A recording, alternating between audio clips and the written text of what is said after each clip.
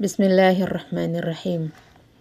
الحمد لله الكبير المتعال، صلوات ربي وسلامه على أشرف الأنبياء والمرسلين، نبينا وحبيبنا محمد وعلى آله وأصحابه أجمعين ومن تبعهم بإحسان إلى يوم الدين، وبعد. السلام عليكم ورحمة الله وبركاته.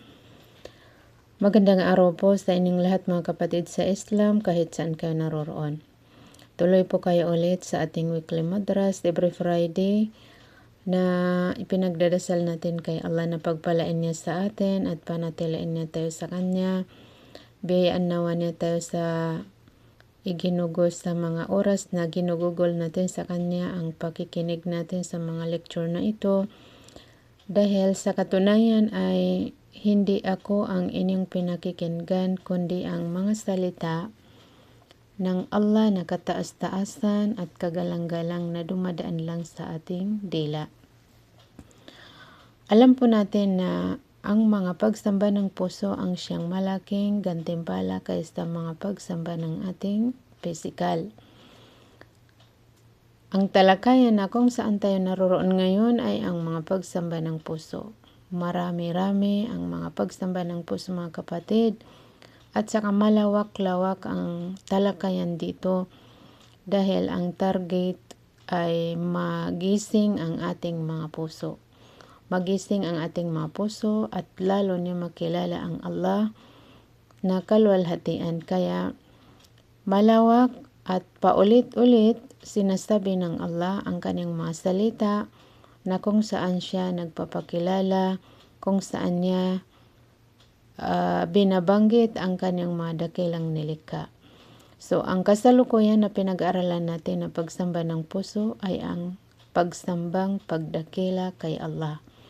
So, natalakay na natin ang mga ibig sabihin ng pagdakila kay Allah at ang kasalukuyan ay ang mga nakikitaan sa kadakilaan ng Allah. Ang mga nakikitaan sa kadakilaan ng Allah. Unang napag-aralan natin ay nakikitaan natin ang kadakilaan ng Allah sa kanyang mga mabubuting mga pangalan at mga kumpletong katangian at mga kapuri-puring trabaho. Tulad ng langit at lupa na kapuri-puring trabaho ng Allah dahil siya ang naglikha nito.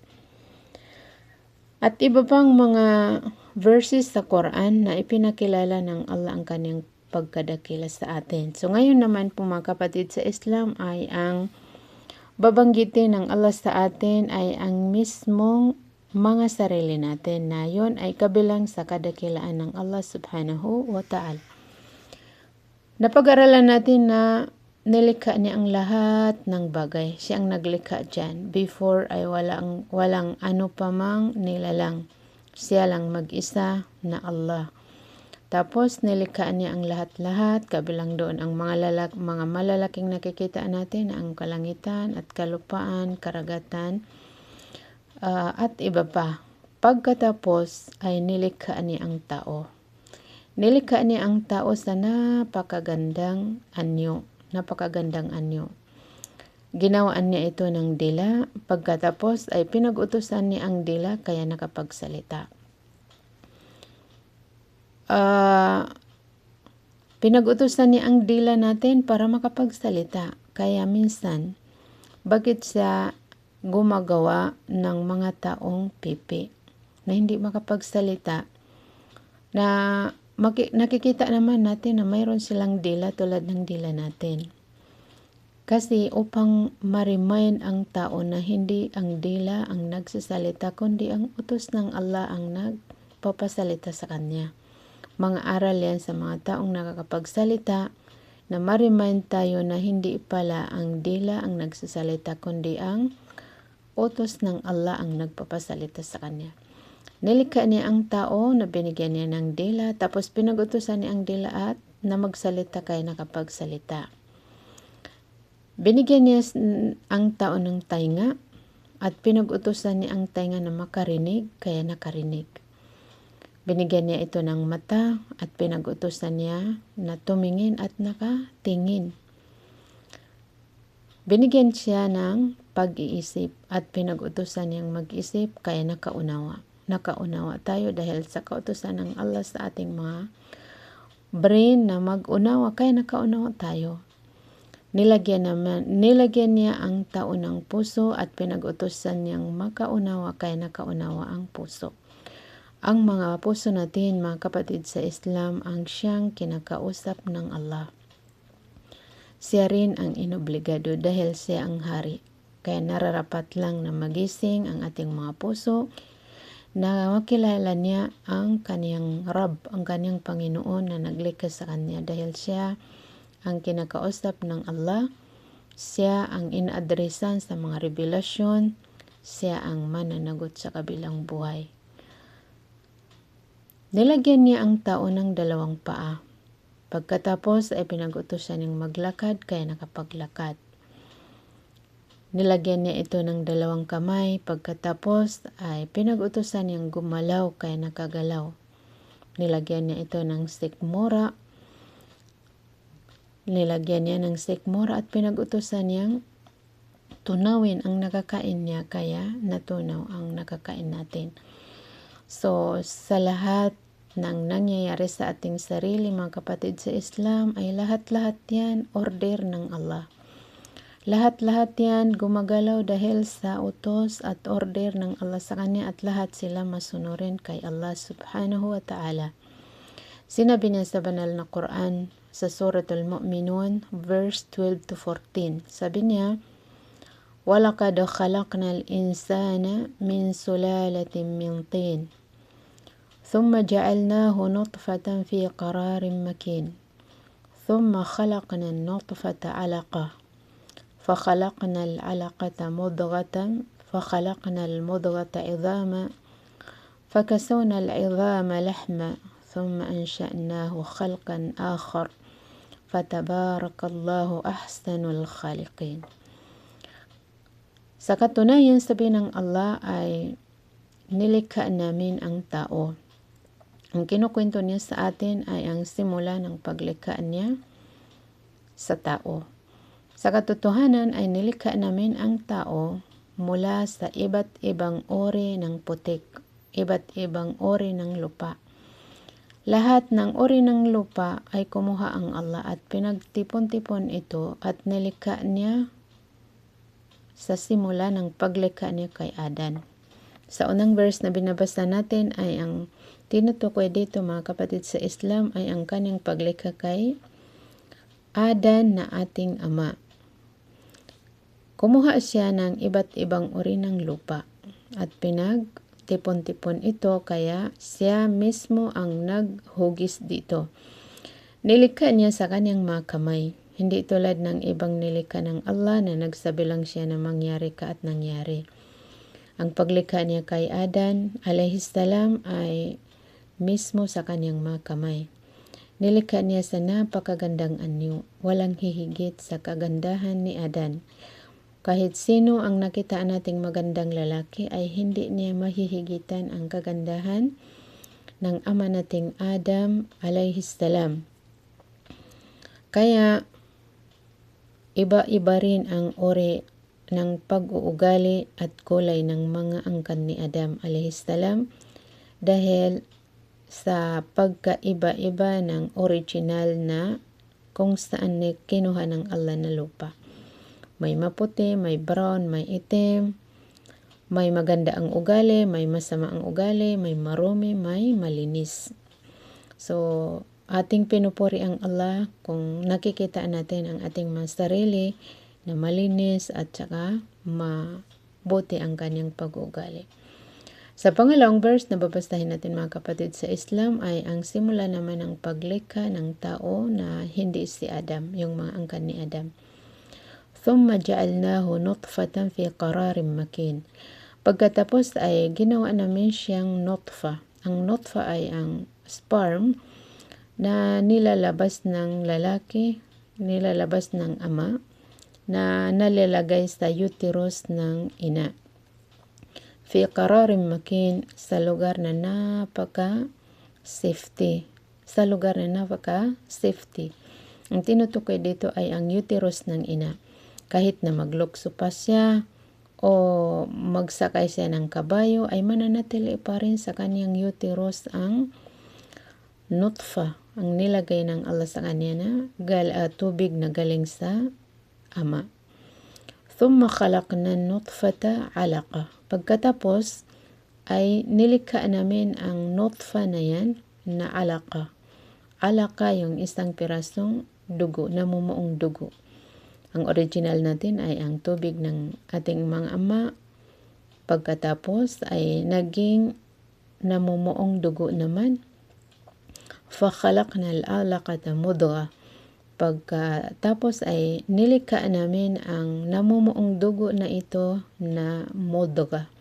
Ibig sabihin po ng mudga ay tulad ng nginuyang singgam. Yung singgam na palang nginuya ng tao, na hindi naman siya dugo at hindi naman siya laman.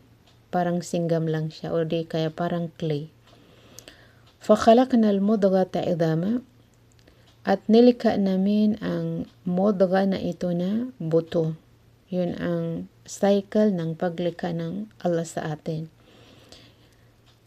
فَكَسَوْنَا الْعِظَامَ لَحْمًا. Pagkatapos niyang gawin na buto ang parang clay na ito, ay binalot namin siya na balat. Ang buto natin ay nakabalot ng balat. Nakabalot ng laman. فَكَسَوْنَا الْعِظَامَ لَحْمًا. Binalot namin ang buto na laman. ثُمَّ أَنْشَأْنَاهُ خَلْقًا آخَرَ. Pagkatapos ay nilikha namin siya ng ibang itsura. Ibang itsura na yan. Anong ibang itsura? Yung itsura ng sanggol. Nawala siya sa tubig ng ama. Hindi na siya itsura ng namuong dugo, hindi na siyang itsurang parang clay, hindi na siya itsurang parang buto, kundi nabuo na ito na mayroon siyang ulo, mayroon siyang mata, mayroon siyang tainga, may kamay, may paa. Napakaganda ang paglikha ng Allah sa tao. Kaya pagkatapos, ipaliwanag ng Allah ang cycle ng paglikha niya sa atin, ay pinuri niya ang kanyang sarili. Sinabi niya na fatabarakallahu ahsanul khaliqin. Punong-punong kabutihan ang Allah. Punong-punong kabutihan ang Allah na siya ang napakagandang maglikha. Siya ang maganda maglikha sa lahat ng naglilikha. May mga tao rin na may naiimbento na nililikha nila pero hindi nila masusobrahan ang kagandahan ng paglikha ng Allah subhanahu wa ta'ala, tulad ng nakikita natin sa ating mga sarili. Kahit na ano pa man ang gawin ng mga tao upang maggawa sila ng tulad ng ginawa ng Allah na tao, ay hindi nila magawa. Nakakagawa lang sila ng body pero hindi nila malagyan ng kaluluwa, hindi nila malagyan ng dugo, hindi nila malagyan ng buto, hindi nila magaya ang paglikha ng Allah sa tao.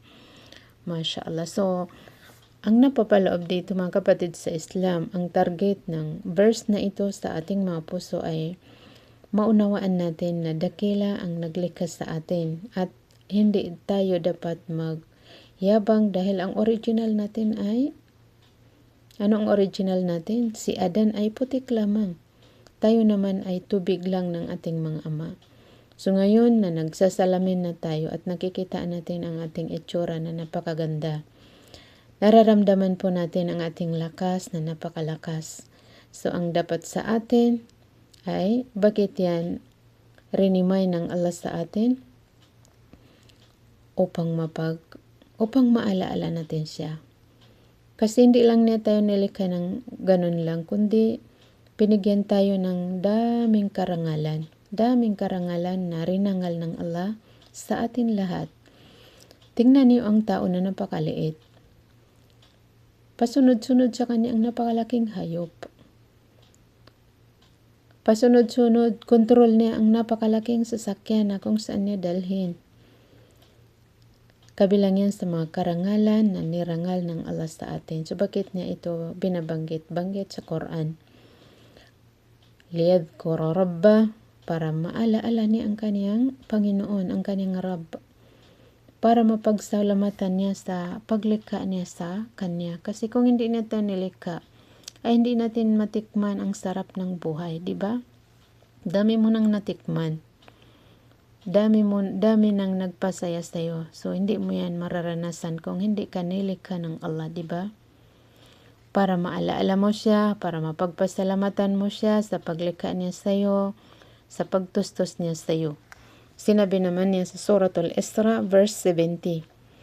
وَلَقَدْ كَرَّمْنَا بَنِي آدَمَ وَحَمَلْنَاهُمْ فِي الْبَرِّ وَالْبَحْرِ وَرَزَقْنَاهُم مِّنَ الطَّيِّبَاتِ وَفَضَّلْنَاهُمْ عَلَى كَثِيرٍ مِّمَّنْ خَلَقْنَا تَفْضِيلًا. Sa katotohanan, sabi ng Allah ay rinangal namin ang mga anak ni Adan, tayong lahat. At dinala namin sila sa ibabaw ng kalupaan at karagatan. Paano tayo dinala ng Allah? Binigyan niya tayo ng sasakyang yung landportation. Landportation tulad ng mga sasakyan at iba pang masasakyan natin sa panahon ng propeta ay ang kanilang sasakyan ay mga kamelyo, mga kabayo. So, sino ang naglikha sa kabayo at kamelyo at sinong nagpaisip sa atin na lagyan ni ito ng maupuan nyo? Di ba ang Allah? Ganon din sa dagat. Pinaisip niya sa tao na gumawa ng barko upang makadaan sa dagat. So, lahat-lahat ito galing kay Allah, nakagalang-galang at kataas-taasan. Dinala namin sila sa ibabaw ng kalupaan at karagatan. Ibig sabihin, binigyan namin sila ng kanilang masakyan dito sa lupa at sa ibabaw ng dagat. Na kung hindi tayo binigyan ng Allah, hindi natin kayang lakarin. Hindi natin kayang pumunta sa kabilang dagat. Hindi natin kayang pumunta sa Makkah o di kaya sa ibang malayong lugar. So, yun ay napakalaking biyaya ng Allah na dapat lang naalalahanin natin doon at pagpasalamatan natin. وَرَزَقْنَاهُمْ مِنَ الطَّيِّبَاتِ at tinustusan namin sila ng mga mabubuti. Daming mabuting pagkain na inimbita tayo ng Allah sa kanya. Sabi niya, "Kulu min tayyibati ma razaqnakum." Kumain kayo sa mga mabubuting itinustos namin sa inyo. "Washkuru lillah in kuntum iyyahu ta'budun." At magpasalamat kayo kay Allah pagkatapos niyo kainin. Kung tunay na ang Allah ang nag-iisang sinasamba niyo. Kaya kabilang sa sign sa mga muwahhidin, pinaniniwalaan nila ang Allah na iisa, ay nagpapasalamat pagkatapos niyang i-enjoy ang pagkain na itinustos ng Allah sa kanya. Actually, mga kapatid, sa Islam ay lahat ng mga nilikha ng Allah ay puno-punong mga benepisyo. Maraming benefits na ang nakakaalam lang sa kanila ay ang mga dalubhasa ng mga expert sa mga benepisyo ng pagkain. Subalit, dati na alam ng Allah na kapaki-pakinabang sa ating kalusugan.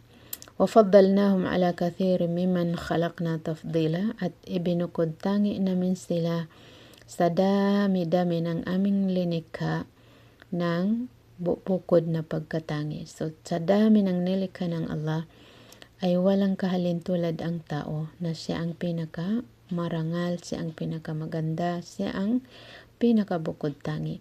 So, lahat-lahat ito mga kapatid, nagigising sa ating mga puso upang dakilain natin ang Allah na kataas-taasan at kadaki-dakila.